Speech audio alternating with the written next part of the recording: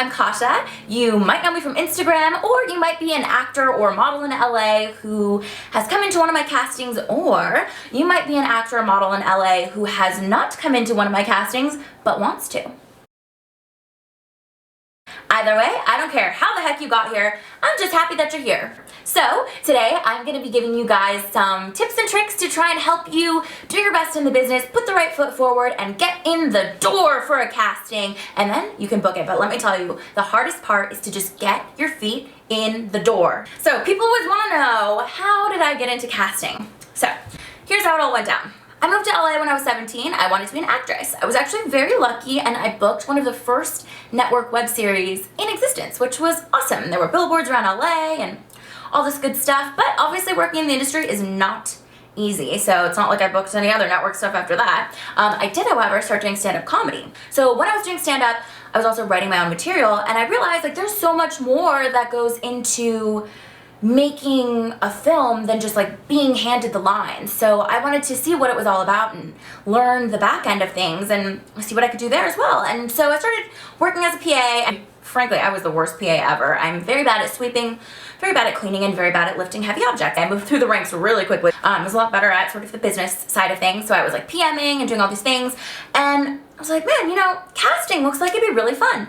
But, you know, everyone's like, oh, Kasha, you know, I was young, I had purple hair. First of all, it was not easy for me just to get into production.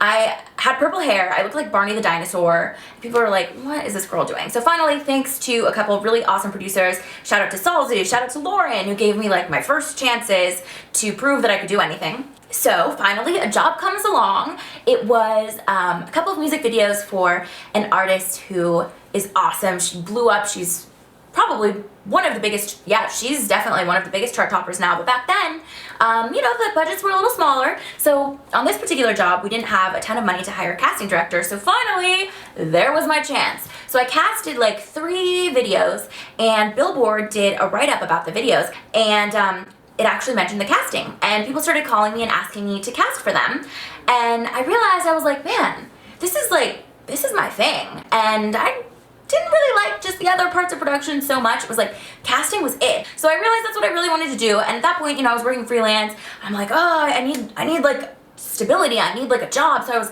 applying to all these jobs in production, and nobody wanted to hire me. Like, literally nobody. I got maybe like 2 interviews the whole time, and both were honestly, like, they went terribly. Again, I did look like Barney the dinosaur, I was very young, etc. So one day I was like, man, you know, I'm running out of money.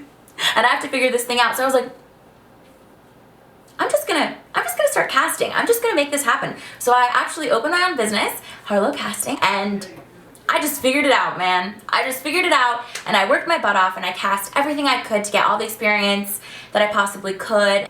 Honestly, it is the best thing I've ever done for myself. Okay, first and most important thing in casting, please make sure that I can contact you. I can't tell you how many people miss jobs because I can't find you in time. You would be so shocked if you knew how fast sometimes things move in casting. I mean, sometimes there's like a day turnaround, and I have thousands of people to go through. So you gotta make this easy on us to find you. When you submit, please leave a note that has your Instagram handle in it. Some people think that Instagram is not that important, but guess what? It is, because we are lurking. Okay, so when it comes to Instagram, in your bio, I need you to have your location. Tell me, where do you live? Do you live in LA? Do you live in New York? Do you live in Milwaukee, Wisconsin? Just tell me. I seriously cannot tell you how many jobs are lost because I can't find you. So make sure on your Instagram, you need to have your email address and you need to have your location in your bio. Breakdowns does not show us your phone number. Okay, so if you're using Actors Access or if you're using Breakdowns, we don't have a direct access to your phone number. We only are able to contact you via Cmail or if you're submitted through an agent. On those casting sites, it can be really expensive to update your pictures all the time. So most people don't have super current photos, or they don't have like a ton of photos on there. So with Instagram, it's like a portfolio that's updated, you know, every day or every couple days, and we can see exactly what you look like at the time. If you were self-submitting on a project, please leave me a note. Besides your Instagram, tell me something interesting. Put a cool credit, put something in there like, maybe if you even have like something funny to say about the breakdown, like maybe there's something about you that you can like really relate to this role, whatever it is, like this is your chance to stand out. Let me be honest, this business is more saturated right now than ever before. There are so many people vying for the same jobs in LA. I get thousands and thousands of submissions on every single project. So whatever you can do to make yourself stand out is like really important, because like I said, getting in the door is the hardest part. Okay, look, there are some things that I don't need to know. Like there are a lot of people that will leave notes that are just like so unrelated about things that are just like I don't need to know that you played piano until 3rd grade. Like I don't need to know that you make a mean ham sandwich, and I don't need to know about your pet guinea pig unless it does magic tricks. Then maybe I should know about it. Okay, so when the time comes that you're invited into a casting, you're not only auditioning for this particular role, but you're auditioning for all of the things that the casting director is casting next, because so many times you will come in and you will be so amazing, like so good, but maybe you're just not quite right for that role. I mean, there are so many factors that go into who actually gets the job. So, you know, I see it all the time where maybe someone's already cast in the project, and this person that's auditioning comes in and there's something about them that maybe just looks a little bit too similar to someone that's already been cast. It's just, there's so many weird little factors that could take you out of the running when your performance itself was really great. But when you come in and you do a great performance, I'm gonna remember you. So when the next casting comes up and you or your agent submits you, I'm gonna be like, oh, I love that guy! And I'm gonna bring you in again, which means not only are you meeting me and being seen by me, but you're also being seen by whether it's the client or the director or whoever else might be in the room or watching the tapes. So don't get discouraged when you're not booking every casting or a casting director keeps bringing you in. That's amazing, because it just means you haven't landed on quite the right thing, but that you're great. It makes me look good when I bring in good people. So just keep your head up and eventually you're gonna book one of those things. Okay, let's talk about headshots. So first of all, your headshot needs to look exactly like you. And when I say exactly like you, I mean exactly like you right now, right this second. Okay, so the second that you change your hair, if you change the color by any little tiny bit, if you get bangs, if you have anything different, please update your headshot. Just show me what you now is. That's the most important thing. Okay, another thing is that I see all the time, Juvederm. Look, I love Juvederm. I absolutely love Juvederm. Juvederm is from God. However, if you did not have your lips done when you got your headshots done, and you now have your lips done, you're probably gonna need a new headshot. It can make a pretty big difference in your face and like what you look like and the roles you might go out for. It does change you. So, you know, if that happens, ask your friends, ask people like, do I look like this? Because it can really make a big difference. Great photos can be expensive, but everyone has a DSLR now. They really do. And if you can't afford great headshots from one of the popular headshot photographers, just figure it out. Just find a friend that has, just please, just have photos that look like you. Even if they aren't like, oh my God, the best photos on the planet. Just make sure they look like you. All right, now when it comes to editing your photos, you wanna look great in your headshots. But you want to make sure that you don't look like so great that you don't quite look the same in person. I've also been seeing a lot of people editing out moles in their headshot, which like doesn't really make sense because like your mole's gonna be there if you get the job and you're shooting on camera. So don't worry about that. Keep your moles on there. Like sure, edit out a pimple, but again, you want to look like the person that shows up and the person that shows up to work.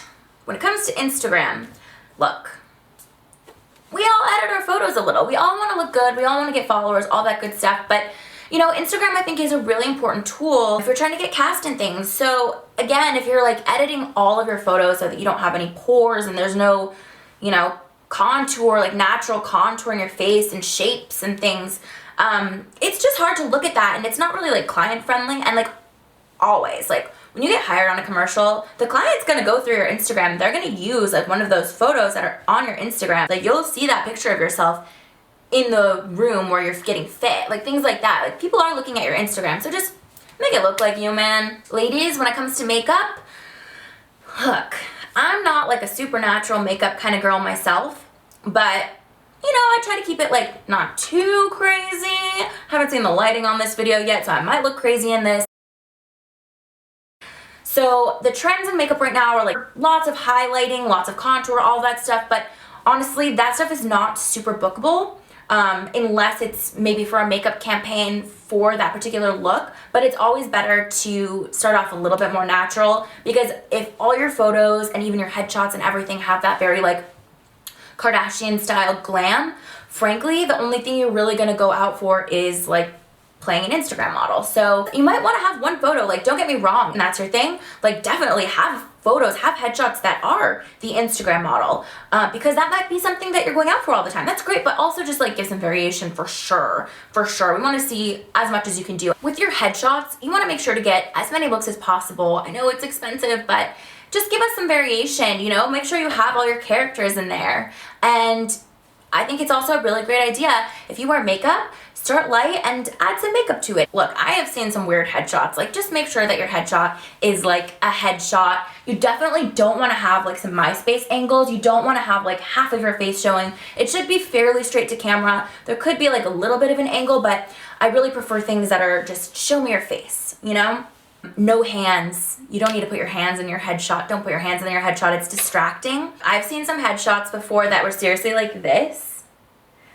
Make sure you're not doing that, because there's a very, very low chance that your eyebrow or your elbow is gonna get the job, okay? She's not getting the job, honey. Put it down, put it away, get it out of there. I just wanna see your face, your hair, your teeth, your lips, all that good stuff. Okay, this is very, very important. Listen up. Make sure you have clips on your page. I need to see videos of you. You're an actor, right? You better have something. I need to see you talk. If you don't have any clips, I'm like, what are you doing? It's 2019. Look, everyone has access to something to take a video of them, whether it's your phone, anything. Honestly, if you don't have real clips, if you haven't worked, if you don't have anything, just get in front of your camera, get in front of your phone, get in front of whatever, and just film something, anything. So the new trend is to not have like a compilation video, which is actually really great for you, because kind of sucks if you have to like re-edit your compilation reel all the time, re-upload it and keep paying for it. That's lame, right? You're probably not going to keep it as updated. So make sure that when you upload a new clip, you title the clip with what kind of character you're playing. So for instance, put dramatic, femme fatale, or put comedic, jock, or comedic, cute clerk. Tell me what you have to offer and I'll click on the right thing. And it makes it really easy and really nice, and it gives you a better chance of me clicking the boom select button. My last tip is when you are in there for the casting, when you come in, please do not shake our hands. Don't shake our hands, man. Like, there's a lot of people coming through these castings, just don't do it. You, my friend, are an actor and you have a beautiful, sunny, gorgeous, special personality already. Just use your personality to give my soul a handshake, not my hand. Thanks so much for watching this video, guys. I hope you were able to learn one thing, or maybe more than one thing, that will help you get in the door and do well once you get in the door. And if you have questions about how this whole thing goes down, definitely hit me up, ask me, maybe I'll make another video for you, if you're lucky. I hope to see you in the room soon. Ta-ta!